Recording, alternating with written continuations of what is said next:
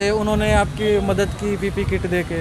नहीं, पूरी कल बात क्या है ये थोड़ा बताएंगे? ऐसा है, एक बार की पीपी किट का ख़त्म हो गई थी, हमने 2 बार हॉस्पिटल में बोला था, पर कल हमारी सिविल जब अस्पताल में आवाज़ बोला था। हाँ बोला था, कल जब हमारी आवाज़ शहर के लोगों तक पहुंची, एमएलए तक पहुंची, एमएलए ने भी हमें 100 किट दी हैं, बाज़ार के लोगों ने भी दी हैं। आज सिविल अस्पताल से भी किटें आ गई हैं। जो हमें दिक्कत हो रही थी, आज उस चीज़ की दिक्कत नहीं है। आज दिक्कत है तो हम देख रहे हैं कि एकदम से इकट्ठी 20 डेड बॉडी हमारे पास है आज। और इतना मंजर जैसा दिल्ली में जैसा होता था, लाइन लगी थी, लोग आज ये कह रहे हैं कि पहले हमारी करा दो, पहले हमारी करा दो। ऐसा ये खेल आज हम देख रहे हैं। ये कोरोना बहुत ही भयानक है, लोग इसे हल्के में लेते हैं। मैं पुनः आप सभी से विनती करता हूँ कि इस कोरोना को हल्के में ना ले। जिन घर से जिसका बच्चा जा रहा है, आज आप अंदर आकर देखेंगे तो लोग किस तरह चिल्ला रहे हैं, किस तरह रो रो के अपना बुरा हाल है उनका। जब किसी के परिवार से कोई सदस्य जाता है तो नाजुक सी बात है, साधारण सी बात है सर, दुख तो होता ही होता है उसको, चाहे वो छोटा हो चाहे वो बड़ा हो। छोटा होगा तो ज़्यादा दर्द होगा, बड़ा होगा तो चलो ये है कि वो अपनी जिम्मेदारियाँ पूरी कर ली है तो वो चला गया। तो बस दर्द ज़रूर होता है घर में, घर के आदमी के जाने से। मैं कह रहा हूँ आज इसमें 25 साल के नौजवान, 30 साल के, 35 साल के, हम पहले कहते जी जो 60 से ऊपर हैं वही जा रहे हैं, मगर अब हम देख रहे हैं छोटी उम्र के बच्चे भी, वो भी इस कोरोना से जा रहे हैं। अभी कल एक की माँ का हमने संस्कार किया, अभी उसकी रात, उसने आज फूल नहीं उठाया अभी तक, तो रात उसके पिताजी का भी देहांत हो गया। दोनों ही एडमिट थे आयुष्मान में। तो मैं ये कह रहा हूँ लोग इसे हल्के में ना लें। ये कोरोना बहुत महामारी, बहुत बुरी बीमारी है, और जितना हो सके आप अपना भी बचाव करें। कल एक जो हमारे समाज सेवी भी हैं राकेश चुग जी, उन्होंने कुछ आश्वासन दिया था कि भाई आपको कोई भी ज़रूरत है तो आप हमें बोलिए। ऐसे क्या कुछ बातचीत हुई थी? आश्वासन तो हमें कई संस्थाएं बोल जाती हैं, तो हम ये कहते हैं संस्थाएं बोलने की बात एक बारी दे गए, आगे भी उसकी कार्रवाई ऐसे चलती रहे, तो उसे हम यही कहते हैं। बार बार अगर हम आवाज़ उठाएंगे या मांगेंगे, मांगना भी हमारे लिए अच्छा नहीं है। हाँ। हम तो सेवा का कार्य कर रहे हैं। हाँ जी, बिल्कुल। और अगर ये हमें पीपी किट मिलती ना भी मिलती, हम सेवा से पीछे नहीं हटते थे। जहाँ तक होता है हम अपनी भी परचेज करते हैं, और जो नहीं है, अब तो बाकी धार्मिक संस्थाएं हैं सब हमारा सहयोग कर रही हैं। एमएलए साहब भी, प्रमोद विज ने भी 100 किटें भेजी हैं, और उसके बाद आज प्रशासन ने भी 20 किटें भेजी हैं। तो ये सेवा का कार्य हमने तो, अगर ये किट मिले या ना मिले, हमें इस चीज़ से कोई मतलब, हमें अपना सेवा का मतलब है कि हम तो सेवा तो करेंगे ही करेंगे। हम किट के चक्कर में इसके संस्कारों को नहीं रोकेंगे। कल भी हम रोक नहीं पा रहे थे, मगर प्रशासन कहता नहीं जी आपने बिना किट के नहीं जानी, तो मैंने कहा नहीं जानी, जिस घर के परिवार के। मैं कह रहा हूँ आज इसमें 25 साल के नौजवान, 30 साल के, 35 साल के, हम पहले कहते जी जो 60 से ऊपर हैं वही जा रहे हैं, मगर अब हम देख रहे हैं छोटी उम्र के बच्चे भी, वो भी इस कोरोना से जा रहे हैं। अभी कल एक की माँ का हमने संस्कार किया, अभी उसकी रात, उसने आज फूल नहीं उठाया अभी तक, तो रात उसके पिताजी का भी देहांत हो गया। दोनों ही एडमिट थे आयुष्मान में। तो मैं ये कह रहा हूँ लोग इसे हल्के में ना लें। ये कोरोना बहुत महामारी, बहुत बुरी बीमारी है, और जितना हो सके आप अपना भी बचाव करें। कल एक जो हमारे समाज सेवी भी हैं राकेश चुग जी, उन्होंने कुछ आश्वासन दिया था कि भाई आपको कोई भी ज़रूरत है तो आप हमें बोलिए। ऐसे क्या कुछ बातचीत हुई थी?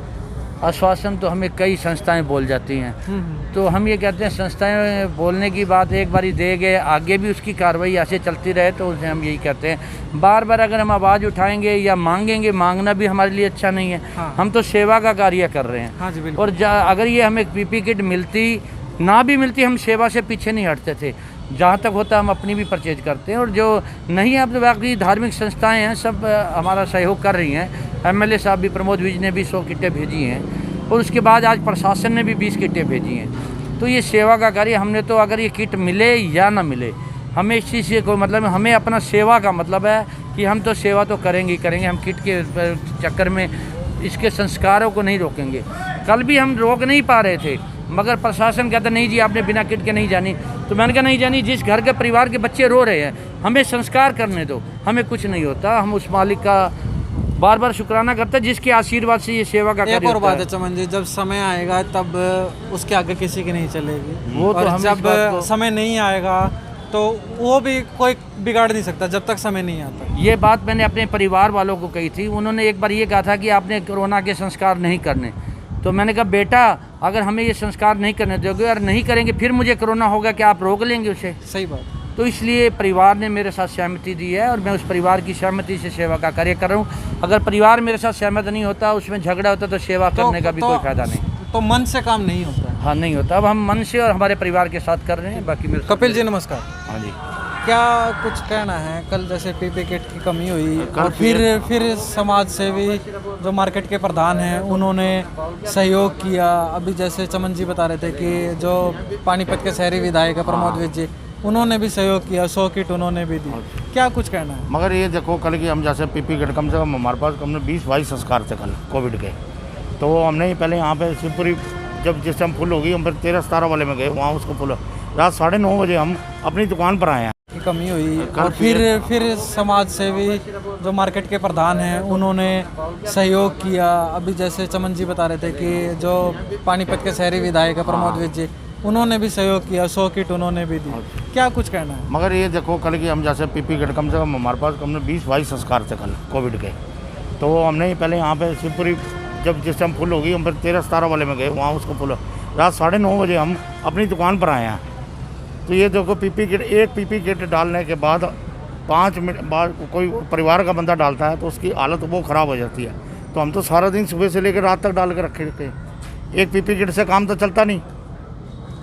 तो एक ये भी बातें आई थी कि 4 संस्कार एक पीपी किट से एक ही पीपी किट में करें।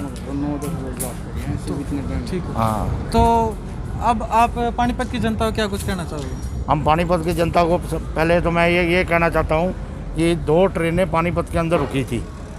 2 ट्रेनें पानीपत के अंदर रुकी थी, तो पूरे पानीपत का प्रशासन क्या, पूरी समाज सेवा संस्थाएं वहाँ पहुँची लंगर लेके।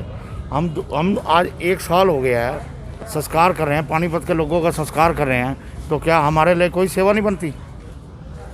हम भी तो सुबह के घर से चाय पी के निकलते हैं, तो रात को रोटी भी मिलती है रात को जाके। तो हम तो यही कह रहे हैं, हम तो लोगों से यही अपील करेंगे भी थोड़ा तो ध्यान करें हमारा। ठीक है, धन्यवाद सर। नमस्कार। नमस्कार जी। आपका क्या कहना है? आप पानीपत नगर निगम से हैं, तो ये जो चीज़ें हो रही हैं जैसे सैनिटाइजेशन है और लोगों के अंदर जागरूकता है, इसको किस प्रकार से बढ़ाने का प्रयास किया जा रहा है? क्योंकि लोगों को पता होते हुए भी लोग सावधानी नहीं बरत रहे हैं। प्रशासनिक तौर पर मेरी ड्यूटी लगाई गई है क्रीमेशन के लिए और सैनिटाइजर के लिए मेरे पास को अब दोबारा से जरूरत नहीं होगी है कि भाई हर गली में हर मोहल्ले में सैनिटाइज किया जाए। ऐसा है जी, जो मेरे को अभी ऑर्डर मिले हैं 2 गाड़ियाँ दी है मेरे को फायर ब्रिगेड की, जो पब्लिक प्लेसेस पे हमने सैनिटाइजर करवाना शुरू कर दिया है। ठीक है जी। और क्रीमेशन का काम है, तो आप देखोगे कि पानीपत का क्रीमेशन मतलब पूरे हरियाणा में सबसे अच्छा, लोग संतुष्ट हो गए। ये नहीं कहते कि हमारा संस्कार कोई गलत तरीके से किया गया है। अच्छा विक्रम जी, एक बात बताओ, अब तक जो सेकेंड वेव चली है कोरोना की, पानीपत के